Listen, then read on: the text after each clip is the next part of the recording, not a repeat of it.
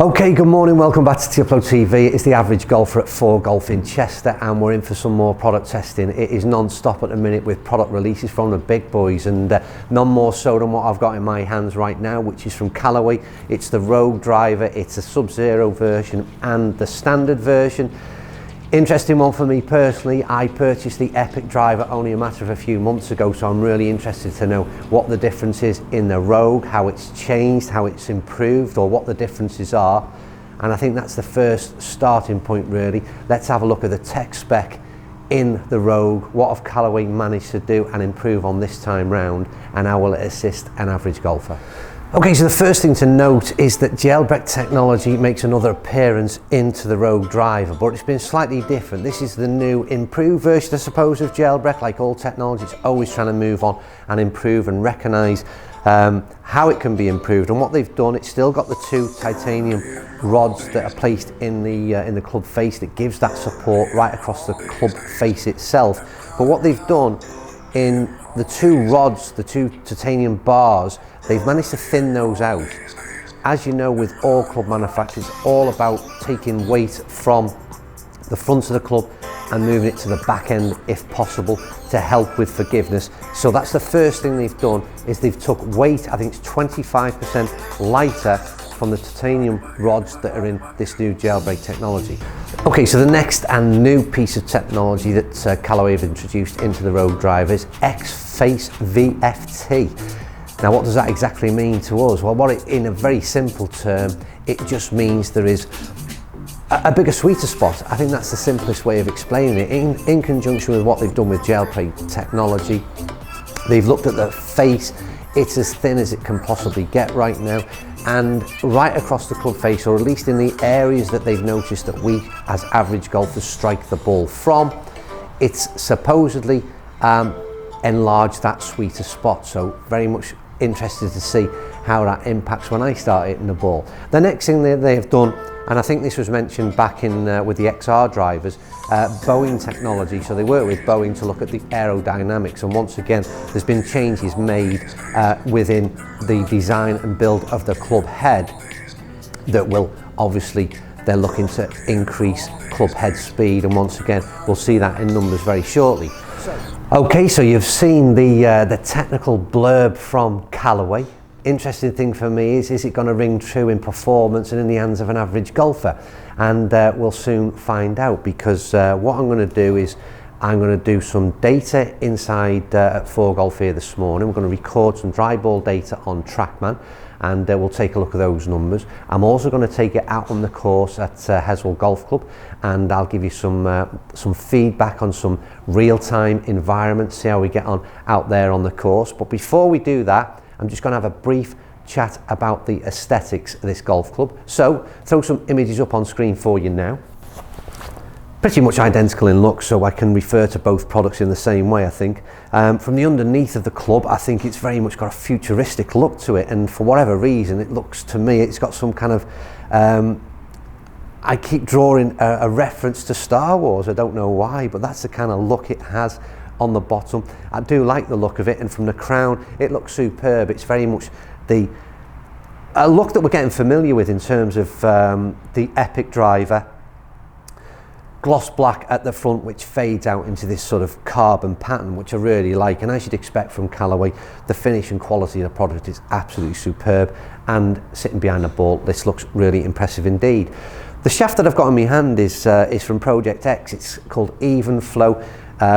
New shaft that is going to be available in this Rogue, and it's turquoise in colour, as is the sort of little bit of notes that you'll see in and around the club face. And the only thing that I have an issue with, and this is very much it's maybe a bit strange from my personal point of view, but when I see it sat on the shelf, I associate turquoise colour with ladies' golf clubs, and yeah, that's the only thing I will say in reference to the colour. When I seen that shaft and I seen it come in, I really genuinely believed it was a ladies' club. So interesting choice of club colour there, and your thoughts on that one? Very much interested in what you think about the colour choice in the Rogue, and is it off-putting in any way? Very minor detail. Anyway, interesting bit is this. Let's start hitting some golf balls, get some data, and then we'll have a look on the course, and like I said, sit back down and we'll do a little bit of a summary on what the average golfer thinks of this new Callaway Rogue driver.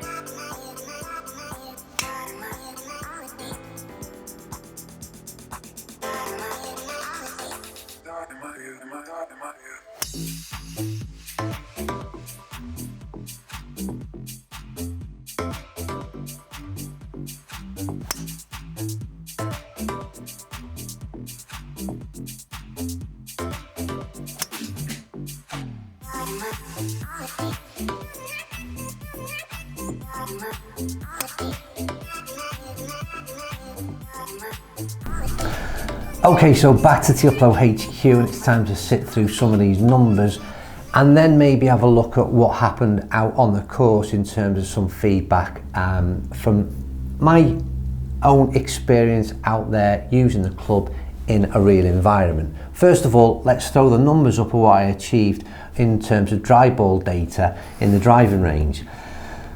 So you can see from the first figure that I want to concentrate on, which is club head speed, I wasn't perhaps swinging it as fast as I normally would, and I think that's noticeable straight away in the club head speed in terms of the averages. And when I say as fast as I normally would, there's a lot of videos to come in the next sort of 48 hours where there are head-to-head videos with a number of different very prominent drivers. My club head speed was similar all day, so it's a very fair assessment in terms of the head-to-heads, but at least it confirms in terms of this club head speed it was similar, like I said, for a number across 4 drivers that I actually used on that day. So club head speed on average only 95.8 mile an hour, and that's reflective then again in ball speed, although again for that club head speed I would suggest an average of 145 ball speed is very good indeed. Carry just under 240 and total distance just under 260. So the club has performed very well. My top numbers in terms of what I've recorded on these things are kind of like up around the 270 mark total, so 260 driver, 240 carry is a very good number. Next screen I want to throw up though is the dispersion. So the screen you're looking at now is the 5 shots. Is it 5 shots that I hit on this one? We seem to be missing one. Oh no, they're that tightly grouped actually. I've got 3 there just on almost the centre line. And I think that was the key for me with this driver. First of all, in terms of those blue dots that you can see there, very tightly packed indeed. My misses can be a strong right to left. That didn't happen with this club. But I would say that the big thing that I would take from the Rogue driver is I don't think it's any longer than any driver that's out there. I don't think there's any great gain in yardages, and I don't think that's what club manufacturers are doing right now. What they are looking to do is tighten up dispersion, and I think straight away from the numbers that you see there in terms of dry ball data and the spread with those 6 shots, they're very tightly packed indeed. I leaked 1 out quite a way right, but the other 5 shots are very tight, and I'd be more than happy with that out there on the fairways. And that leads me to out there on the fairways and what happened. I hit a number of balls. I've run through a few shot traces for you, and one in particular you'll see almost looks as though it's repeated several times over. And I want to throw first of all this shot up, which is, if you take a look at this, the launch is ridiculous. I pretty much almost missed the ball. This has come right out the top of the club and has fired straight up into the air. And one thing about the Rogue, and it was similar with the Epic, it is deceivingly long, and I think this is where the claim that they've made this sweet spot larger is proved more in this type of shot that I've just shown. I didn't think that ball would go anywhere, to be quite honest with you, when I hit it out of the top of the club. But then when I walked down and see what it achieved in terms of yardage, yet again, it still managed to really get out there from a Poor strike, way off centre, but the ball still managed to travel a huge distance. And I do think, like I said, the Rogue, along with the Epic, are deceivingly long. Last video I'm going to throw up for you now is a little bit of a spread. You'll see dispersion out there on the course. Now, some of you may know that I'm in the first cut of rough, and you'd be right. But what I would say in reply to that is this.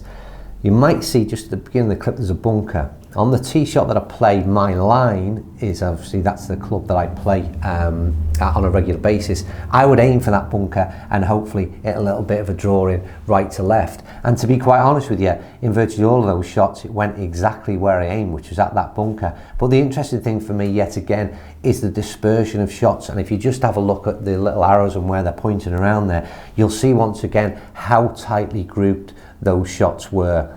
Not only where they landed, but in terms of the distance carried. So really impressed. I think the big thing about the Rogue was, I would say, is about dispersion. About the claim about the sweeter spot, I would say I'd support that.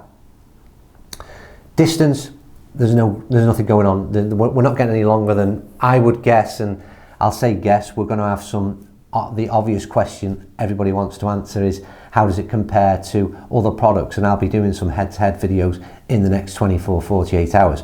And you'll see how it does in terms of distance. But my feeling is, from what I've seen on the course and what I've seen on dry ball data, it's not longer, but potentially is great improvements on dispersion. Okay, so one thing we've just got to finish off by saying, this driver, yet again, is going to be very much premium in terms of its price. The all-important message is this.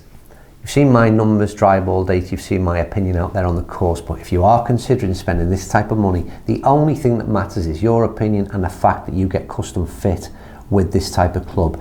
There are plenty of options open from Callaway. Get into one of the dedicated specialists and get fit for this club.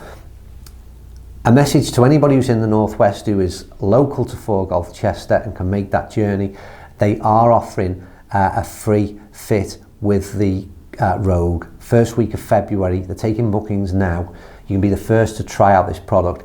The fitting is normally £25, they're doing it free. You've got to go and quote in tag Rogue and also be a subscriber to the channel. So make use of that. Like I said, it's only going to be relevant to people who are nearby and can access 4Golf Chester. For the rest of you, thanks for watching. Hope that information is of some benefit for you. And like I said, hang around because there are so many head-to-heads coming in the next 24, 48 hours that are going to answer all the questions that you no doubt have. In the meantime, thumbs up if you like the video, comments down below, and subscribe if you don't already. Thank you for watching. See you soon.